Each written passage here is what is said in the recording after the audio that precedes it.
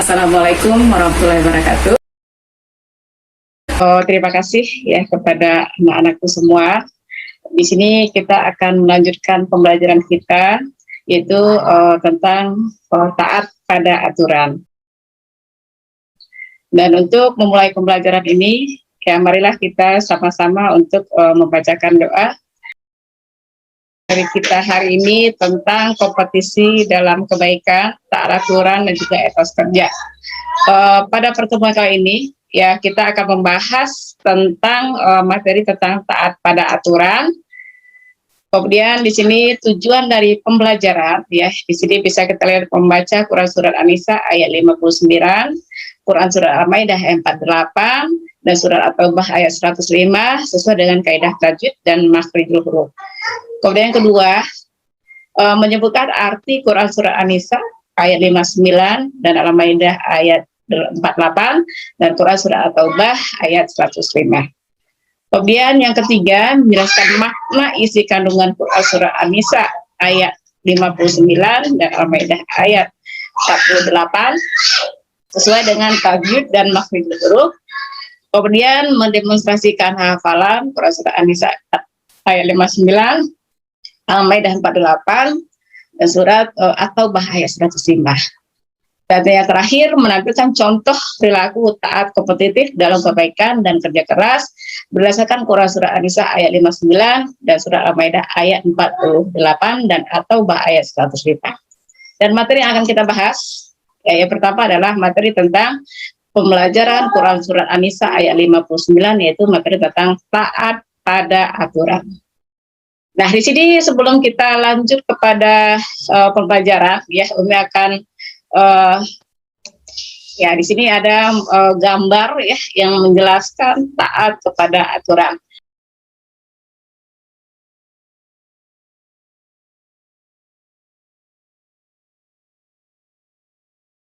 (59) ya, ini sebagai gambarannya ya. Ini menjelaskan tingkatan-tingkatan taat kepada aturan. Ya, yang mana kita beragama Islam, kita memiliki hak ya, memiliki kewajiban ya sebagai umat beragama. Ini adalah contohnya sholat berjamaah. Ya. Dari surat itu kan dijelaskan ya, ada 3 tingkatan ya. Tingkatan yang pertama itu menjelaskan kita taat kepada Allah, yaitu dalam Quran Surah Nisa itu, nah ini ya, kita taat kepada Allah, taat kepada Rasul dan ulil amri. Nah, kalau kita ambil contoh ke sini, ini termasuk kepada apa? Ulil amri. Ya, termasuk kepada ulil amri. Nah, ini contohnya. Ini kaitannya dengan materi kita. Ya, jadi di sini dalam sholat berjamaah ya sebenarnya kita sudah melalui 2 tingkatan ya, yaitu dalam rangka taat kepada Allah SWT, kita mengikuti taat kepada ulil amri. Prosesnya ya. Sekarang kita lanjut gambar yang kedua. Nah, di sini adalah taat kepada aturan. Ini kita bicara kepada ulil amri. Ya, karena bicara ulil amri adalah kita bicara kepada sikap sosial kita ya. Bicara kepada ibadah kan ada hablum minallah dan hablum minanas. Nah, jadi di sini pada gambar yang kedua kendaraan kita harus hafal tentang rambu-rambu lalu lintas ya.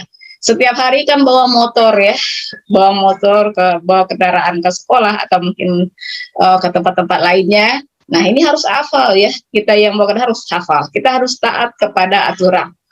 Ya, jadi apabila kita tidak hafal, maka kita akan salah. Ya, jadi bicara taat aturan, kita pahami dulu apa yang dimaksud dengan taat pada aturan. Setelah taat kepada aturan, kita jadi paham ya, jadi nggak kena tilang ya. Kalau bawa kendaraan nggak bawa SIM atau mungkin melanggar rambu-rambu lalu lintas, itu akan menyebabkan kita kena tilang ya. Kemudian gambar yang ketiga di sini, nah ini yang akan kita hadapi pada saat ini ya sebagai pelajar ya. Kita mau ulangan tengah semester ya, itu dilarang mencontek. Nah, ini taat aturan, kita taati ya, karena nyontek kita termasuk perbuatan yang tidak baik ya. Kemudian kita lanjut ya, ini Quran Surat An-Nisa ya yang tadi sudah kita singgung sedikit ya. Ini tingkatan-tingkatan tentang taat kepada aturan. Silakan yang mau baca, silakan satu orang aja. Siapa yang mau baca, silakan. Ini Ya, silakan. A'udzu billahi minasyaitonir rajim. Bismillahirrahmanirrahim. Ya ayyuhalladzina amanu atii'ullaha wa atii'ur rasula wa ulil amri minkum. فإن تنازعتم في شيء فردوه إلى الله والرسول إن كنتم تؤمنون بالله واليوم الآخر ذلك خير وأحسن تأويلا. Ya, terima kasih ya Ahmad Barelvi. Ya, di sini menjelaskan taat kepada aturan ya. Jadi ayat ini menjelaskan kita tingkatan taat kepada aturan. Jadi yang pertama taat kepada aturan Allah SWT, kemudian yang kedua taat kepada Rasulullah, dan yang ketiga pada ulil amri yang kita alami ketika kita hidup di dunia saat ini. Kemudian di sini juga tajwidnya nanti ada nanti di KPD, nanti boleh silakan nanti masing-masing dijelaskan ya tajwid dari Quran surat An-Nisa ayat 59. Kemudian di sini kita lihat ya asbabun nuzul dari Quran surat An-Nisa ayat 59. Ya, di sini menjelaskan dari Imam Al-Bukhari meriwayatkan bertalian dengan turunnya Quran surat An-Nisa ayat 59 ini yakni terkait dengan penolakan para prajurit untuk masuk ke dalam api atas perintah Allah. Abdullah bin Huzaifah bin Qais selaku komandan dalam suatu syariah perang yang tak diikuti mereka. Kemudian mengadu kepada Nabi Muhammad SAW tentang batasan taat kepada ulul amri, maka turunlah ayat ini sebagai jawaban atas problema yang mereka hadapi. Ya, jadi ini adalah asbabun nuzul dari Quran surat An-Nisa ayat 59.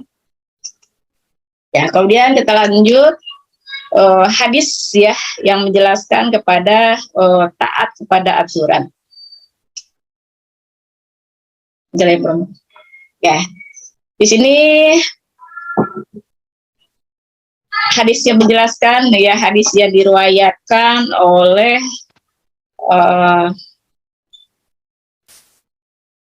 ya, di sini kita lihat ya dari Bukhari ya, kita lihat aja terjemahannya dari Abdullah bin Umar ya, Rasulullah SAW bersabda, mendengar dan taat itu wajib bagi seorang muslim terlepas ia sudah suka dan atau benci ya, selama ia tidak perintah berbuat maksiat. Nah, ini dijelaskan kita harus tetap taat aturan walaupun kita suka dan tidak suka terhadap aturan tersebut, tapi kita tetap wajib untuk mengikuti perintah ya, baik dari ulil amri kita sesama manusia ya, sudah jelas ya, yang pertama adalah taat kepada Allah dan Rasulnya.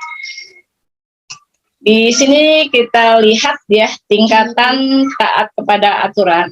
Nah, ini yang sudah pernah kita sedikit bahas ya, tingkatan taat kepada aturan ya. Yang pertama kita lihat taat kepada Allah, yaitu kita dengan melaksanakan sholat. Kemudian taat kepada Rasulullah ya, kita mencontoh akhlak dari Rasulullah. Kemudian taat kepada sesama manusia, kita taat kepada guru, dan juga di dalam masyarakat kita taat terhadap aturan atau rambu-rambu lalu lintas. Nah, di sini pada taat aturan menerapkan perilaku taat pada aturan ya. Di antaranya apa sih perilaku yang diharapkan ya ketika kita mentaati ya aturan yang berlaku. Yang pertama adalah disiplin. Ya, contohnya disiplin sholat 5 waktu. Kemudian taat kepada Rasulullah, contohnya mengamalkan sunnah Rasul, berpuasa sunnah, dan juga makan dan minum ya halal. Kemudian taat kepada ulil amri, ini menjelaskan tentang kebijakan yang dibuat pemerintah, mentaati aturan lalu lintas dan lain-lainnya. Kemudian taat kepada orang tua, sudah jelas ya, kita melaksanakan perintah orang tua selama tidak bertentangan dengan perintah Allah SWT. Kemudian taat kepada orang lain ya, dan juga taat pada diri kita sendiri ya. Bicara kepada taat diri sendiri, konsekuensinya terhadap keputusan yang diambil, menjaga pola makan dengan baik, tertib, berolahraga, dan cukup istirahat. Berarti di sini kita juga jangan sampai ya mengabaikan diri kita sendiri. Ya, kadang-kadang kita suka zalim kepada diri kita ya, tentang waktu istirahat ya, dengan membagi waktu istirahat dengan membagi waktu untuk beraktivitas.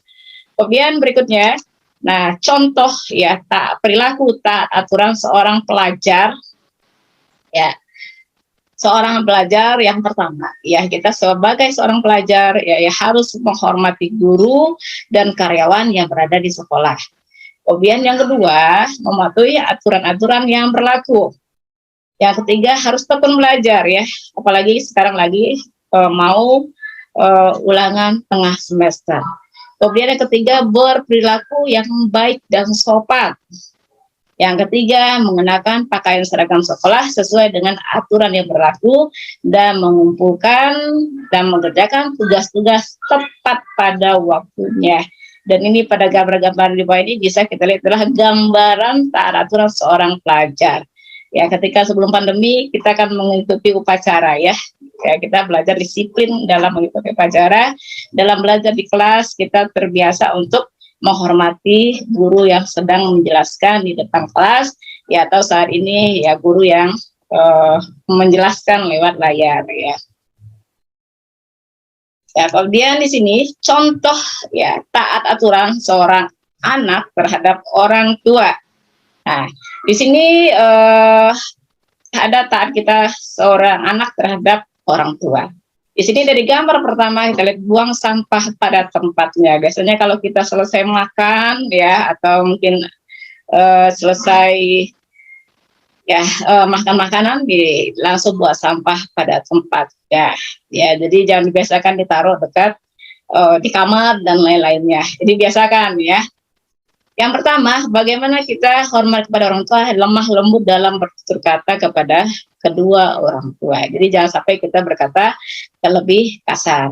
Kemudian ringan tangan, jangan sampai kita ya orang tua kita marah ya kita ikutan marah ya. Gimana pun marah orang tua, kita harus selalu bersikap sopan dan juga membantu berbagai pekerjaan rumah. Jadi ya apalagi posisi sekarang kita belajar daring ini ya, kita tetap beraktivitas di rumah. Ya, dan juga nanti walaupun kita sudah tatap muka, tetap kita tetap menyisihkan waktu untuk membantu berbagai pekerjaan di rumah. Ya, minimal yang cuci piring, ya nyapu dan lain-lainnya. Nah, di sini ya ketika mau di gambar yang kedua, di sini setiap kita mau berangkat ke sekolah biasakan untuk berpamitan dan bersalaman dengan orang tua dan mohon doa kepada kedua orang tua supaya dalam pembelajaran ya bisa lebih dimudahkan. Nah, di sini jadi orang tua kita nggak perlu teriak-teriak ya. Kalau nyuruh anaknya nggak perlu pakai toa ya biasanya ya. Nah, di sini kita orang tua kita manggil satu kali udah cukup ya. Ini kan gambarnya anak yang tidak taat kepada orang tua sampai pakai toa ya memanggil anaknya. Kemudian, nah di sini ada lagi ya contoh perilaku taat aturan sebagai anggota masyarakat. Ya, kita lihat ya, yang pertama adanya ikut serta dalam kegiatan di masyarakat, misalnya kerja bakti, siskambling, dan lain-lainnya. Kemudian menghormati tetangga sekitar, dan juga membayar iuran yang telah disepakati. Nah, di sini juga ada contoh taat aturan sebagai warga negara. Nah, di sini sengaja ya pada PPT ini Umi menampilkan tentang gambar-gambar ya di sini supaya bisa memahami ya apa sih yang dimaksud dengan taat kepada aturan sebagai warga negara. Ya, sesama warga negara ya kita harus menghormati antar tetangga. Ya, kita memiliki tetangga di depan rumah, di samping rumah, kemudian juga mungkin tetangga berdasarkan kepada suku bangsa ya, dan juga yang lain-lainnya. Dan juga mungkin ikut dalam kegiatan yang dilaksanakan oleh masyarakat seperti gotong royong, kerja bakti, ronda, dan lain-lainnya. Kemudian menjaga nama baik lingkungan masyarakat yang ditempati, mematuhi dan menjalankan peraturan yang berlaku. Dan juga di sini kita harus menanamkan sikap toleransi. Ya, karena bicara kepada toleransi, ya kita lihat ya ada lagi taat aturan sebagai umat beragama. Ya, tentang taat aturan umat beragama, ya contohnya melaksanakan sholat 5 waktu. Ya, mudah-mudahan di sini tidak ada lagi yang tidak melaksanakan sholat ya 5 waktu. Ya, jadi jangan sampai ketinggalan ya dalam melaksanakan sholat. Ini adalah cerminan dari seseorang yang melaksanakan sholat ya, adalah dari kedisiplinannya. Kemudian berikutnya ya kita lihat ya sebagai warga negara sudah ya. Kemudian, nah sebagai umat beragama kita melaksanakan ibadah puasa, berbuat baik kepada orang tua, menunaikan zakat, ya dan berinfak apabila kita mampu. Kemudian hikmahnya, ya hikmah tak kepada aturan, ya kita lihat, ya hati kita jadi tenang, pikiran jauh lebih tenang sebab telah menjalankan kewajiban yang baik. Kehidupan yang dijalani jauh lebih tertata, ya hidup kita menjadi tertata. Kemudian dengan taat kepada aturan, hidupnya segala urusan ya bisa dimudahkan juga lebih efektif. Ya dengan taat kepada aturan, tak akan terjerumus pada hal yang beresiko, ya dan juga dengan taat kepada aturan, ya maka akan mendapatkan kemuliaan dan pahala dari Allah Subhanahu Wa Taala. Nah, kemudian inilah hikmah dari taat kepada aturan.